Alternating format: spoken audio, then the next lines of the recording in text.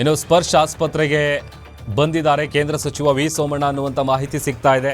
ಇದೇ ಹಾಸ್ಪಿಟಲ್ನಲ್ಲಿ ಅವರು ಚಿಕಿತ್ಸೆಯನ್ನು ಪಡೀತಾ ಇದ್ರು. ಮತ್ತೊಂದು ಕಡೆ ಹಿರಿಯ ಶಾಸಕ ಶಾಮನೂರು ಶಿವಶಂಕರಪ್ಪ ಅವರು ನಿಧನ ಹೊಂದಿರುವಂತಹ ಹಿನ್ನೆಲೆ ಸ್ಪರ್ಶ್ ಆಸ್ಪತ್ರೆಗೆ ಬಂದಿದ್ದಾರೆ ಕೇಂದ್ರ ಸಚಿವ ವಿ ಸೋಮಣ್ಣ ಅವರು. ಕಾರ್ಯಕರ್ತರು, ಅಭಿಮಾನಿಗಳು, ಅವರ ಹಿತೈಷಿಗಳು ಎಲ್ಲರೂ ಕೂಡ ಅವರು ಬೇಗ ಗುಣಮುಖರಾಗಲಿ, ಚೇತರಿಸಿಕೊಳ್ಳಿ ಅಂತೇಳಿ ಹರಕೆಗಳನ್ನು ಹೊತ್ಕೊಂಡಿದ್ರು, ಪ್ರಾರ್ಥನೆಗಳನ್ನು ಮಾಡ್ತಾ ಇದ್ರು. ಆದರೆ ಆ ಪ್ರಾರ್ಥನೆ ಫಲ ಕೊಟ್ಟಿಲ್ಲ.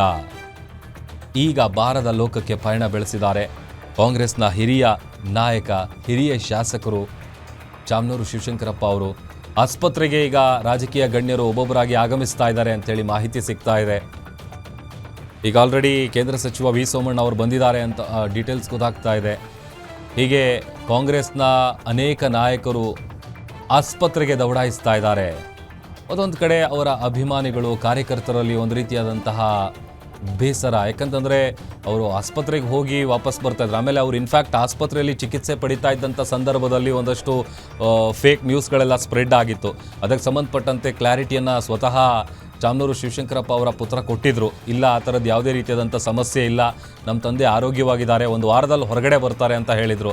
ಬಟ್ ಆದರೆ ಅಭಿಮಾನಿಗಳು, ಕಾರ್ಯಕರ್ತರ ಆ ಪ್ರಾರ್ಥನೆ ಏನಿದೆ ಅದು ಫಲ ಕೊಟ್ಟಿಲ್ಲ. ಹೀಗಾಗಿ ಕಾಂಗ್ರೆಸ್ನ ಒಬ್ಬೊಬ್ಬರು ನಾಯಕರು ಈಗ ಆಸ್ಪತ್ರೆಗೆ ದೌಡಾಯಿಸ್ತಾ ಇದ್ದಾರೆ. ಅದರಲ್ಲಿ ಕೇಂದ್ರ ಸಚಿವ ವಿ ಸೋಮಣ್ಣ ಅವರು ಬಂದಿದ್ದಾರೆ ಅಂತ ಹೇಳಿ ಗೊತ್ತಾಗ್ತಾ ಇದೆ.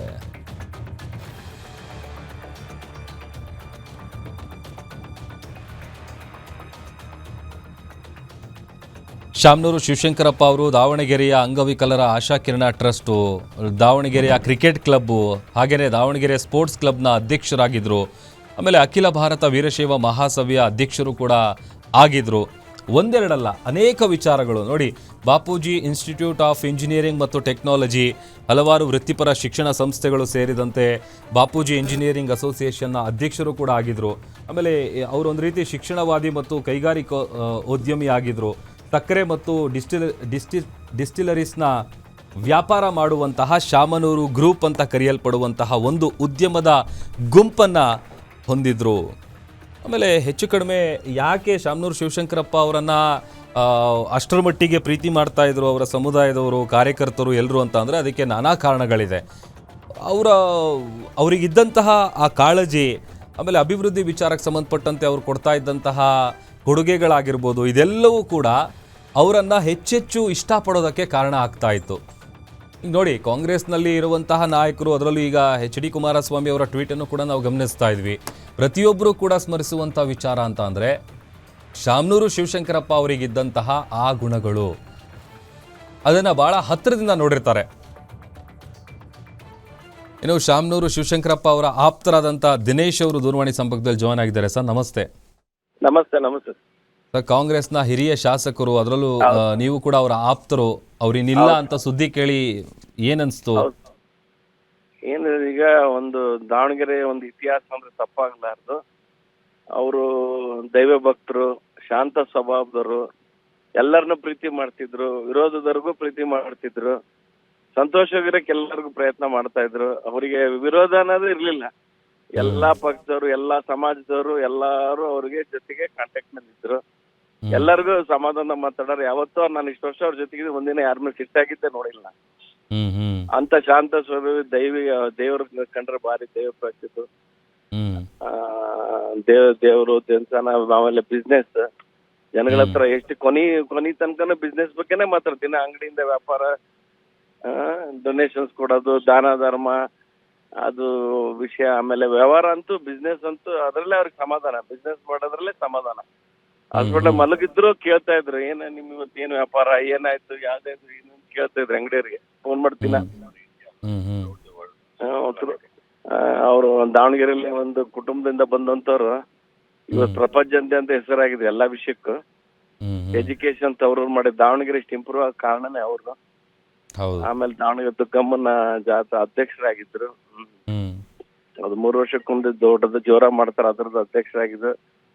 ದೇವ್ರ ಬಗ್ಗೆ ಅಂದ್ರೆ ಅದು ದೇವ್ರು, ವ್ಯವಹಾರ, ಟೈಮ್, ಪಂಕ್ಚುಯಾಲಿಟಿ, ಎಲ್ಲರನ್ನು ಪ್ರೀತಿ ಮಾಡೋದು, ಅವ್ರದ್ದೊಂದು ಸ್ವಭಾವ ಯಾರಿಗೂ ಗೊತ್ತಿಲ್ಲ. ನಮಗೆ ಗೊತ್ತಿರಂಗೆ ನಾನಂತೂ ನೋಡಿಲ್ಲ.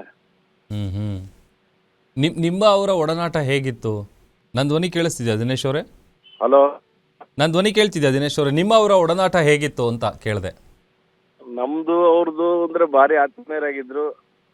ನಾವು ಅವ್ರ ಜೊತೆಗೆ ಶಾಸಕರು ಇವತ್ತು ಅವ್ರ ಜೊತೆಗೆ ಎಲ್ಲಾ ವಿಷಯದಲ್ಲೂ ಬೆಳಿಗ್ಗೆ ಮಧ್ಯಾಹ್ನ ರಾಜಕೀಯದ ಆಗ್ಲಿ ಅವ್ರ ಜೊತೆಗೆ ಒಟ್ಟಿರ್ತಿದ್ವಿ ಎಲ್ಲಾ ವಿಷಯದಲ್ಲೂ. ಬೆಳಗಿಂದ ರಾತ್ರಿ ತನಕ ಅವರ ಒಂದು ಹೇಳಬಾರ್ದು ಅಷ್ಟು ನೆಚ್ಚಿನ ಇದಾಗಿದ್ರು.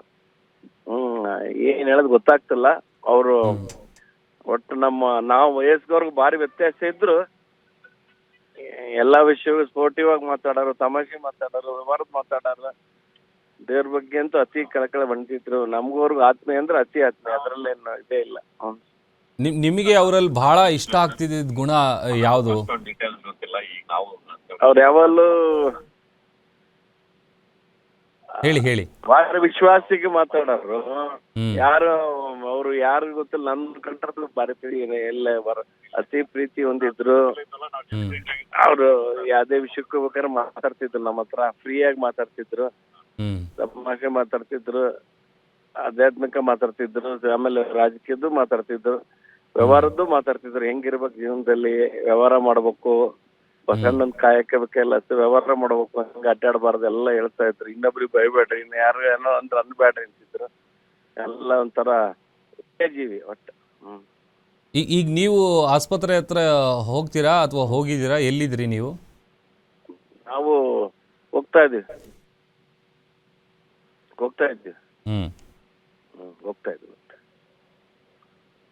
ಓಕೆ, ಥ್ಯಾಂಕ್ ಯು ದಿನೇಶ್ ಅವರೇ, ಇಷ್ಟೊತ್ತು ಗ್ಯಾರಂಟಿ ನ್ಯೂಸ್ ಜೊತೆ ಮಾತನಾಡಿದ್ದಕ್ಕೆ.